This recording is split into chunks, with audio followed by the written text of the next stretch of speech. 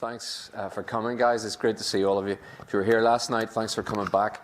We're going to be here again tomorrow and Thursday, and I hope to see you then as well. This is actually true, what I'm going to tell you, okay? We talked a lot about this, but this is actually true. Before I was a minister, I was an estate agent. Now, I tell people that and they don't believe me. They think that that's a bit far-fetched. It's impossible to go from that profession to this. But it's true. I worked for a small independent estate agency in Northern Ireland back home. And because I was a Christian, I had a commitment to integrity and to truth. And I got a bit of a reputation locally. The man that I worked for was similarly well known for being honest and straight with people about things. And the estate agency trade, if you know anything about it, isn't well known for integrity and truth.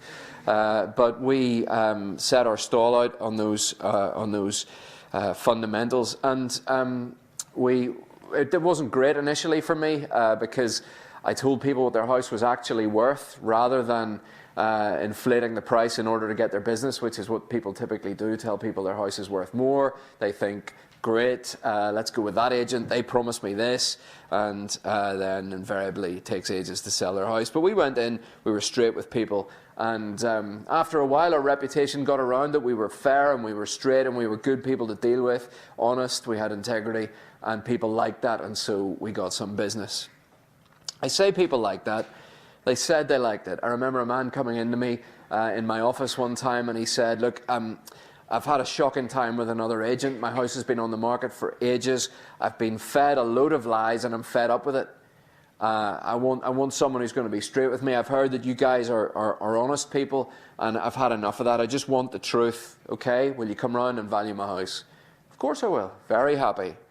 When I arrived, he showed me around his house, and he took me from room to room, as they do, and he said, you know, and this is the living room, and you know, you go into another room that is fairly well recognizable as a kitchen. And he said, and this is the kitchen, and you know, it's like you've never seen a house before. I've seen 50 of these today, mate. Honestly, you don't need to tell me which room's which. But we went upstairs and we went into a room, and I could tell that one of the walls had been freshly painted. And I said, "Oh, have you tidied the place up a bit?" And he said, "Listen, between you and me, there's a damp problem over there, but we'll keep that hush-hush. Nobody needs to know that." You've come to me because I tell the truth. Hang on a second. You see, what he wanted was the truth when it suited him, but he was quite happy to play fast and loose with it when it didn't suit him. And I think that illustrates something of the complex relationship that we have with truth in our culture, and perhaps particularly in our generation. I realize when I say our generation, you're thinking, you mean you're old enough to be my dad, you know, we're different generations, right? Well, what I mean is kind of broadly our generation, okay? Broadly. I'm probably not quite, maybe old enough to be some of your dads, but no, I'd have been pretty young out of the blocks, but broadly our generation. See, we applaud the idea of truth. When we say the word, we like it. We point and we say, yes, I like that. That's for me. But only when it suits us. See, we hate to be deceived ourselves. We don't like to be lied to. We don't like to be deceived. We don't like the idea of deception in our culture. We don't like the way that it has been used to manipulate people, whether it be in the 20th century, Stalin's Russia, or the scandals, even more contemporary issues, scandals that we've read of in the news. Truth really matters to us when we're dealing with things like the behavior of someone like a Jimmy Savile or a Rolf Harris. And our desire for truth and transparency at the top levels of government. We can see it all over the media with all of the inquiries that seem to go on and on and on with regards to things at the top level in government, whether it's the Leveson inquiry, which was the investigation over the press and the phone hacking. Do you remember Leveson? It's kind of sort of still rumbling on. Then there was the Chilcot inquiry with Iraq, and the Savile inquiry, not about Jimmy Savile, but about Bloody Sunday back in Northern Ireland. And it went on for years and years and cost millions and millions of pounds because people were so passionate about wanting to get to the truth of what the security forces had been up to and whether there'd been a cover-up. People wanted truth. They didn't want the idea that they were being deceived. And there is a real desire then for truth. And we celebrate it then when people are, if you like, crusaders for truth. People that stand up and call out evil and wrong and deceit and say, you know, we want the truth is what really matters. In 1970, the Russian novelist, who was an outspoken critic of the Soviet Union, he himself was Russian, but he was a critic of the Soviet regime, Alexander Solzhenitsyn, he received the Nobel Prize for Literature. Now, he'd been imprisoned under the regime because he had wrote about and he had published the injustices that he'd seen. He'd written about them, and they were going on under communism. He saw them, and he put the word out. He blew the whistle, as it were. We would call him a whistleblower in that sense. And he put that out there. And he won the prize, the Nobel Prize for Literature, but he made his Nobel Literature speech, and it was more of a lecture actually at the time, but he coined these very famous words. He said, "One word of truth shall outweigh the whole world."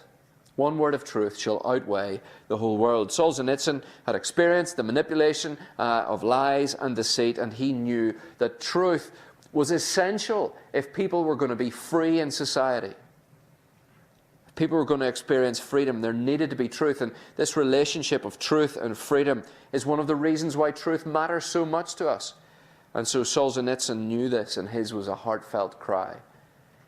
And people in the West loved that. They championed him and applauded and celebrated Solzhenitsyn because that. We like the sound of it, don't we? One word of truth will outweigh the whole world. We like that. It's a kind of motto we think we'd like to see across the doorway of an institution or something like that. That's a motto we can get behind. But the thing is, that applause of that kind of idea doesn't fit with this complex relationship with truth that we have, especially when it comes to people claiming that they have the truth in any kind of objective way. I know the truth, I know what it is, and I know truth that's true not just for me but for you as well. That's what I mean by objective. And people, well, particularly in the West, we get very edgy about that. We get edgy about the idea that there is such a thing as absolute truth. It's true for you and true for me. And as I say, our generation gets very edgy about that. Nowhere is that more obvious, I think, than in the claims that Jesus Christ makes. Did you hear how he put it, the last verse of what was read for us there? I am the way and the truth and the life. No one comes to the Father except through me. So Christians believe in absolute, objective, knowable truth. Absolute, objective, and knowable truth. But our culture doesn't like that. In a survey conducted in New York a few years ago, concerning objections to the Christian faith, one person said this, and the quote will come up: "Religious exclusivity is not just narrow, it's dangerous. Religion has led to untold strife, division, and conflict. Maybe the greatest enemy of peace in the world. If Christians continue to insist that they have the truth, and if other religions do this as well, the world will never know peace." Do you see what this person is saying? You might resonate with that. You might read that and be nodding your head and think, that's actually true. That's where I'm at. It's not just that there is this idea, but that you say you have the truth, it makes you dangerous. You're not just deluded, you're dangerous. And on one level, we can see why that might be. You see, if I say that I have the truth and that you don't have the truth, well, what does that do? It makes me superior to you. I'm better than you. I've been enlightened in a way that you haven't, and so what can I do? I can look down on you because you're beneath me. You're less than I am.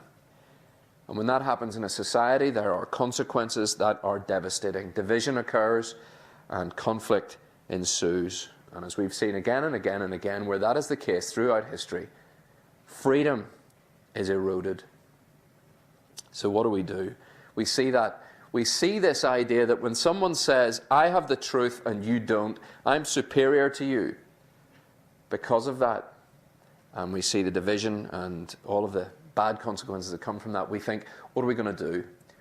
Well, there are two things that I think we've done.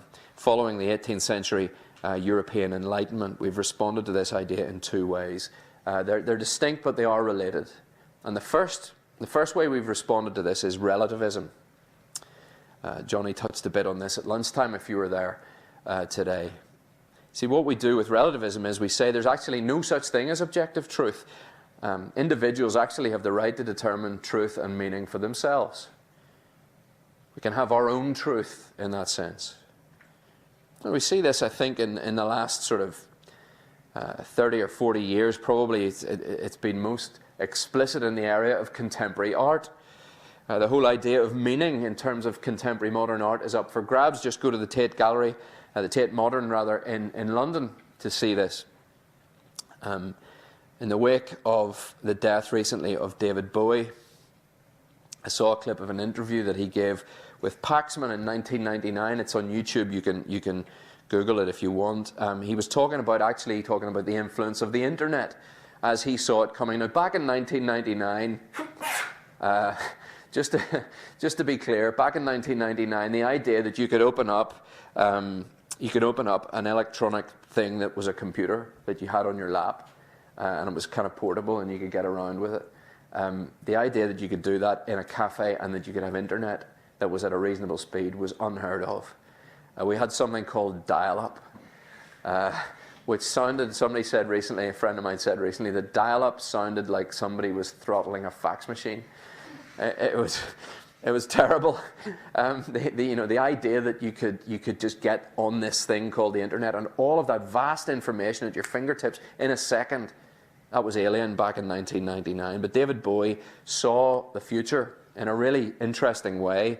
But he was talking about the influence of the internet and saying how it was going to affect the music industry. But he also said this, and the quote will come up: the breakthroughs that were happening at the start of this century with people like Duchamp, who were so prescient in what they were putting down, the idea that the piece of work, piece of art this is not finished until the audience come to it and add their own interpretation, and what the piece of art is about is the grey space in the middle. And then he said that grey space in the middle is what the 21st century is going to be about.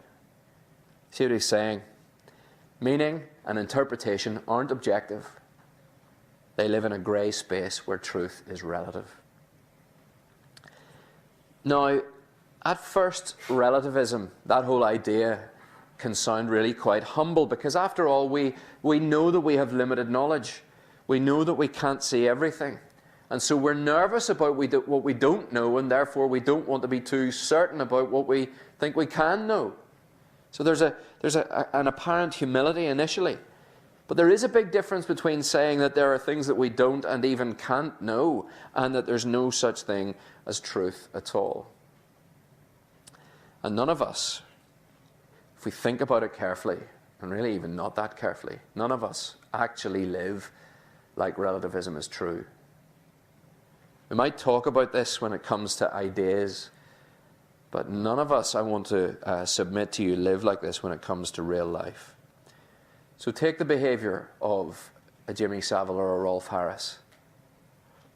If you read an article, you opened the newspaper and you read an article that was trying to argue that the abuses that they carried out over such a long period of time were actually okay.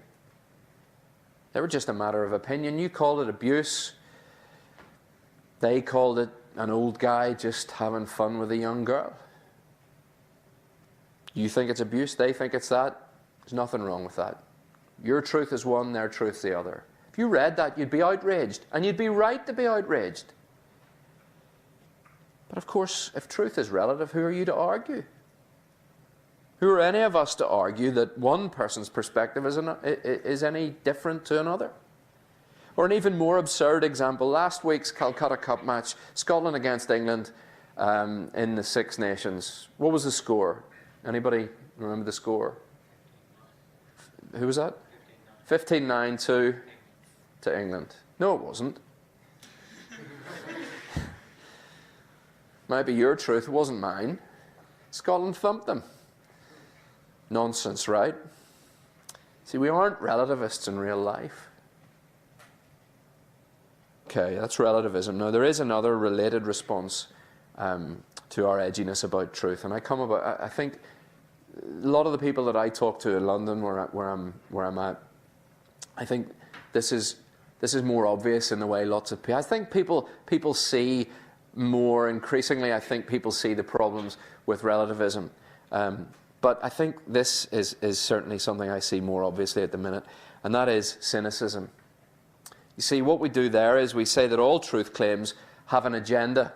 Everybody that says they have the truth have an agenda, and I'm not going to be drawn in.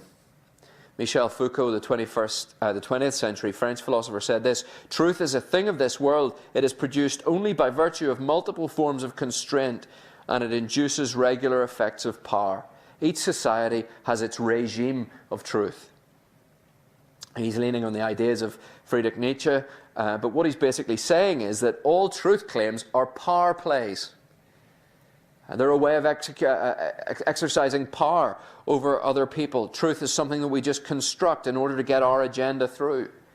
And so Foucault would say all arguments about God and religion are simply power plays, and therefore we need to reject them. Some years earlier, Sigmund Freud had his own version of cynicism. He argued that all claims about God and religion came from a deep-seated insecurity in the human heart. And they're born, therefore, not from truth, but out of wish fulfillment, out of a longing for a good father. And so they should be rejected. You see what's going on? Cynicism about this idea of truth, it's always just a power play, or it's always just a way to make you feel better. And the cynic then says, look, I can actually see through that. I can see through this agenda that you've constructed for yourself. And I can see that it's actually all just really deceit. But again, look, there's a problem with this, isn't there? See, think about it. What is the claim that there's no truth if it's not itself a truth claim? Again, we heard that at lunchtime today. There is no truth. Is that true? It's a truth claim. And it's something that you, when you say it to me, expect me to believe and live my life accordingly. Now, if all truth claims are to be ignored because they're just power plays or because they're just wish fulfillment, well, should I then reject your truth claim? Well, you're going to say, no, of course you shouldn't, because what I'm telling you is true. But what's that if it's not a power play? You see? Everyone else is wrong but me, and the people that agree with me is the power play of all power plays. And if we press it even further, there's another problem with this cynical approach to truth. As C.S. Lewis wrote in his book, The Abolition of Man, this is a longer quote again, you can follow. You cannot go on explaining away forever. You will find that you have explained explanation itself away. You cannot go on seeing through things forever. The whole point of seeing through something is to see something through it. It's good that the window should be transparent, because the street or the garden beyond it are opaque. If you could see through everything, then everything is transparent.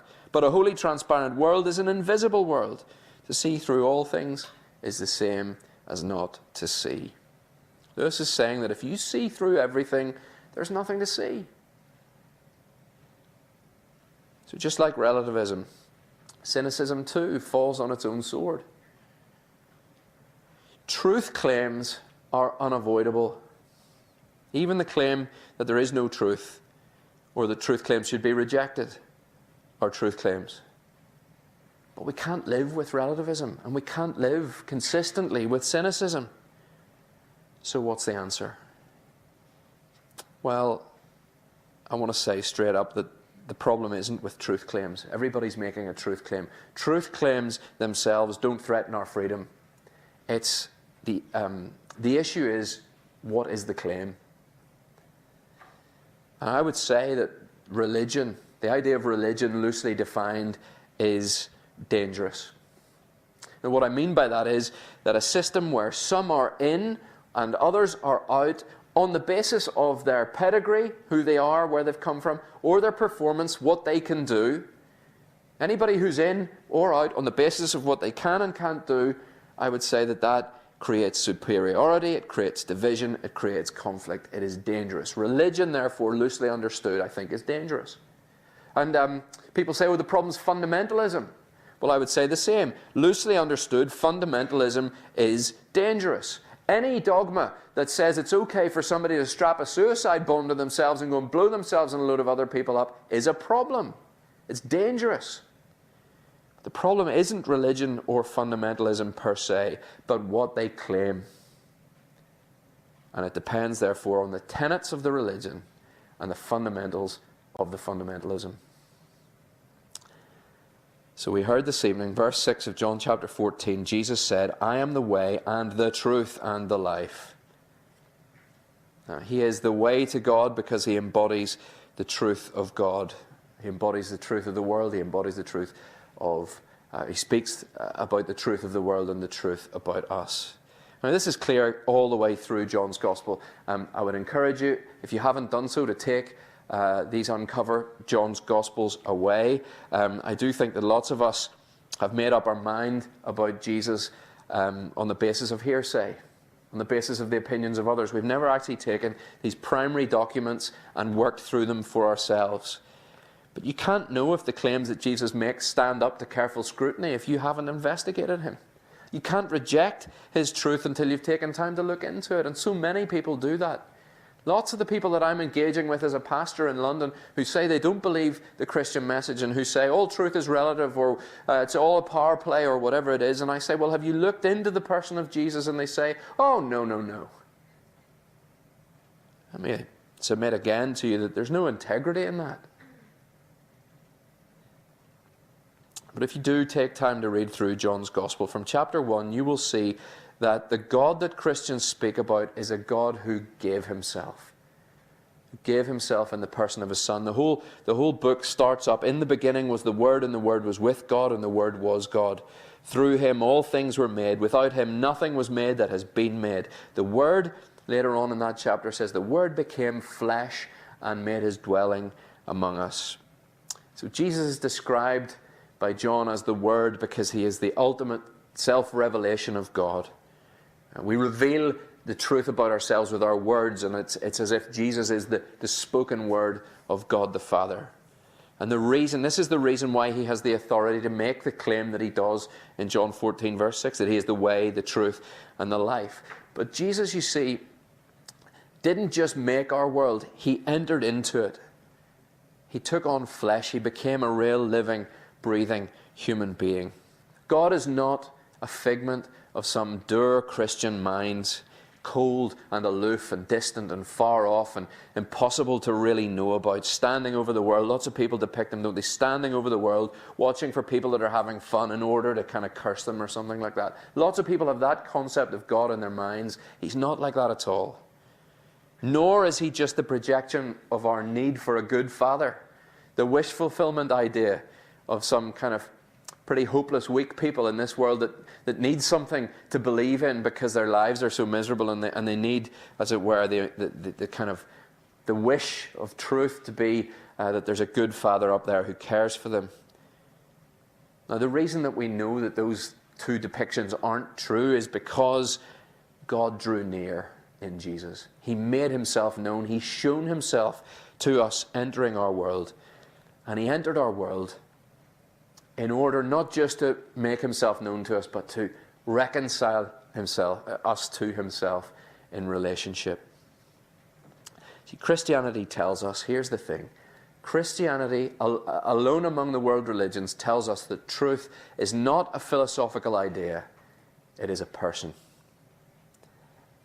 It is the one who governs our universe. See, relativism wants us to be humble on account of our limited knowledge of the world. And that's a good thing.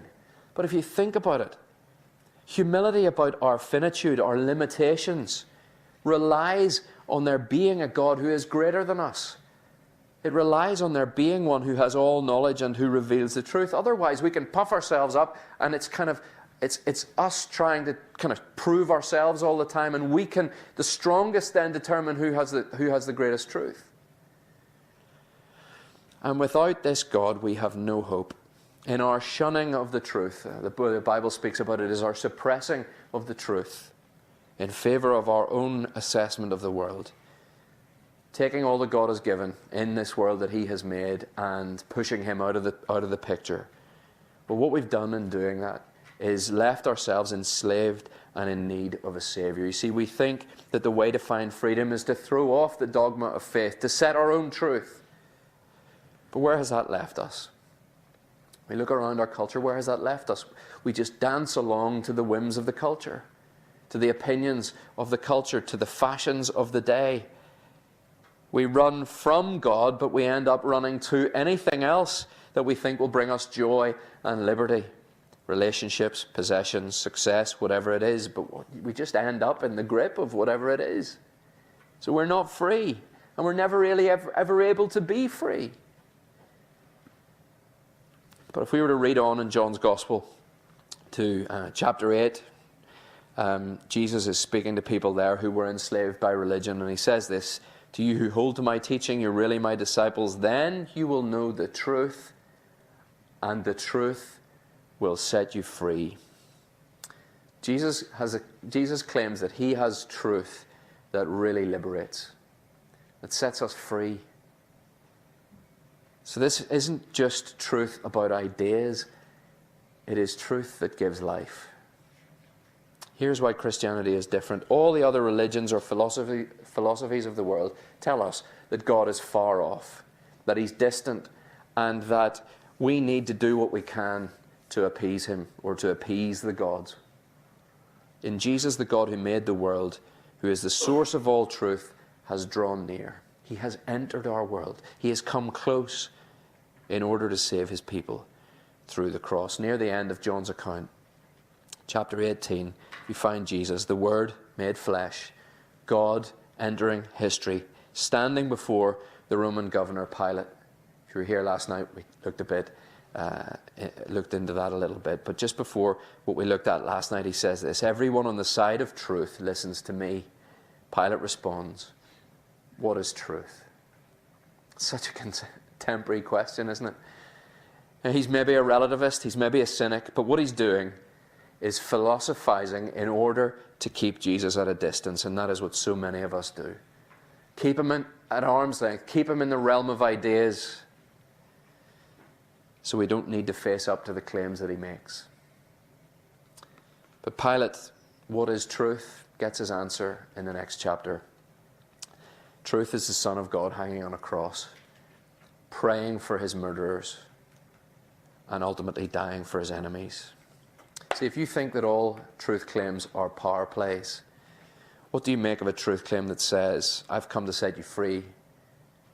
I have come to set you free from all your striving and efforts for significance and recognition, and I've come to set you free from your devotion to all the many gods of this age that control you."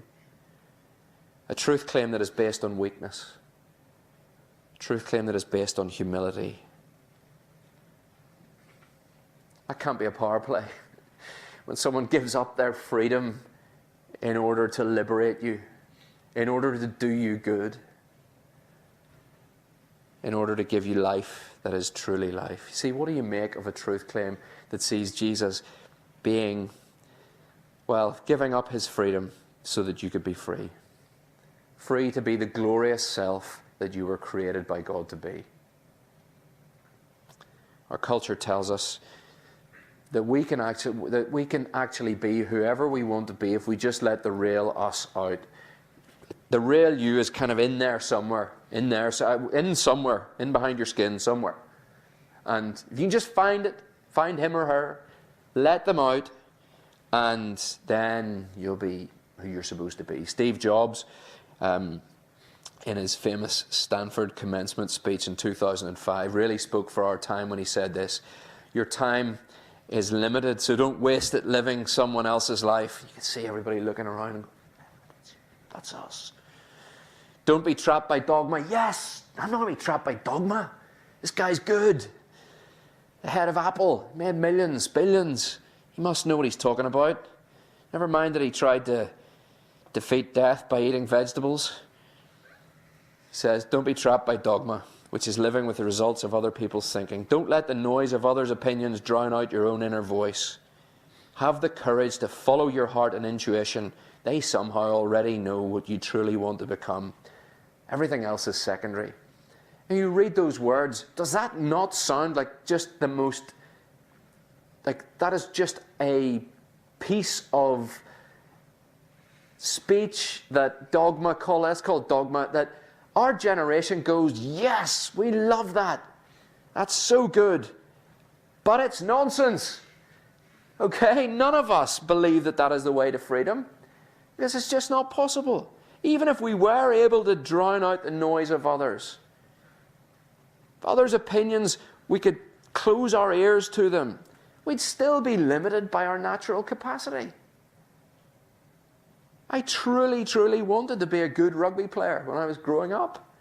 And for a time, everything else became secondary in order that I could pursue that. And I looked inside, and I tried as hard as I could. But if you're rubbish, you're rubbish.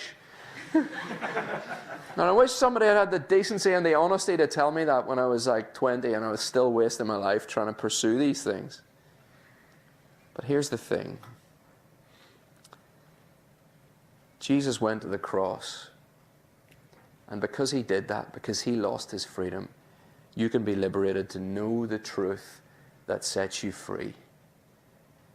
You can experience the freedom that comes from being who the designer made you to be. See, cynicism grows out of a desire to see through the lies and the spin that manipulate us. But that looking through, that seeing, discerning through the kind of manipulation of a culture of lies depends on there being something there to see. And the Christian claim is that there is something there to see. It is the truth of Jesus Christ. See, when we go in search of other truth, or when we make up our own, when we follow our heart or our intuition because we want to be free, we're like a fish that jumps out of water onto dry land. It's in the water and it's saying, it's really enslaving down here. I'm going up there because I want to be free. Well, it doesn't work, does it? The fish on the dry land is not free. He's stuck and he'll ultimately die. And that's where our relativism and our cynicism ultimately end up. We can't live up to them, and they just lead us astray. We are, all of us, thirsty for truth. And I want to say that in Jesus Christ we see truth. Truth that, rightly understood, doesn't exploit or manipulate, but liberates. And that's what all of us are longing for. And he is truth that you can trust, because he doesn't diminish our humanity. In fact, he leads us to life. That's what he offers you this evening. And I want to encourage you to trust yourself to him, to give your life to him, to turn from trying to run your life on your own terms, and to lean into the truth of Jesus Christ through repentance for sin and putting your faith in him.